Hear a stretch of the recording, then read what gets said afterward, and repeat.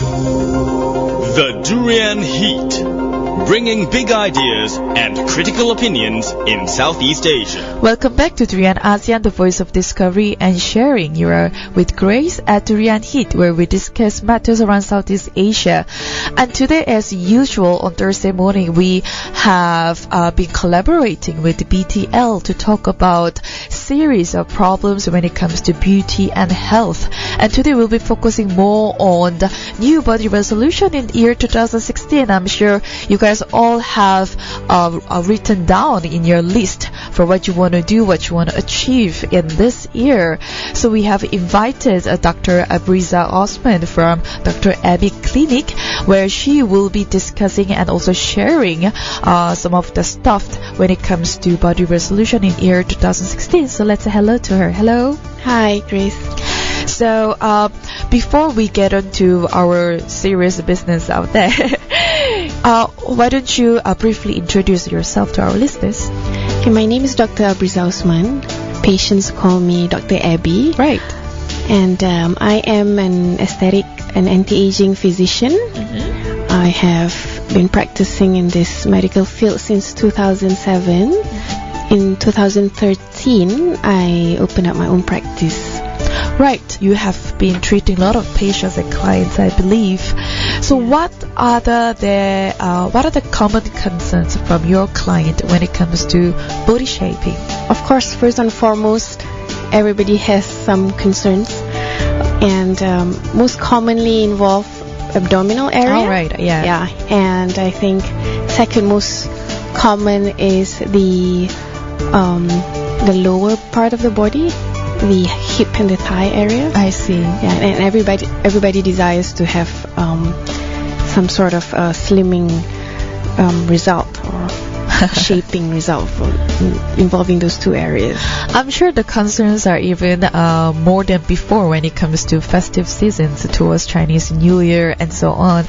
We've talked about obesity before, but that was towards the New Year, making your list. However, this time, towards Chinese New Year, especially females, I believe, they are very concerned about their body shape. Yeah, that's right.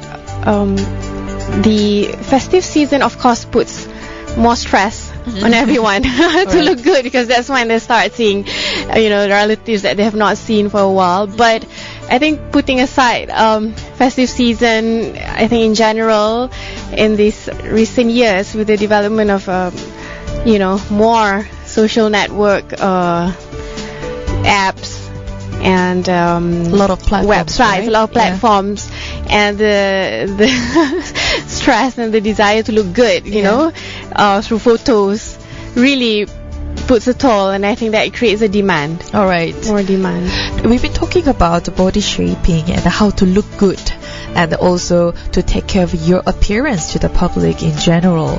There was this a surgical method, liposuction, was introduced, and a lot of people went crazy about it.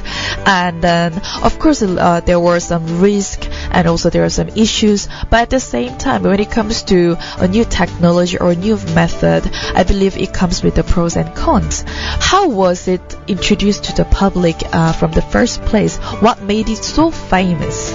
Was it because of the celebrities that started using it and it had a faster effect on you? I think the craze about liposuction is because people think that it's a quick surgical fix, right, to reduce inches and to get rid of their stubborn fats anywhere in the body. But of course, it carries a lot of risk.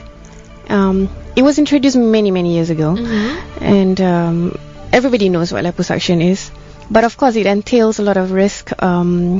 I would not say whether there are more pros or there are more cons. Yeah. However, it is a surgical treatment, so there will be downtime, and you will be hospitalized. So a lot of people are scared and probably not ready. Yeah. But they do still want to get the body slimming and fat reduction treatment, which is a complaint that I get so frequent I see. So now there are other alternatives available, Yes. which does not involve surgery at all. Uh-huh.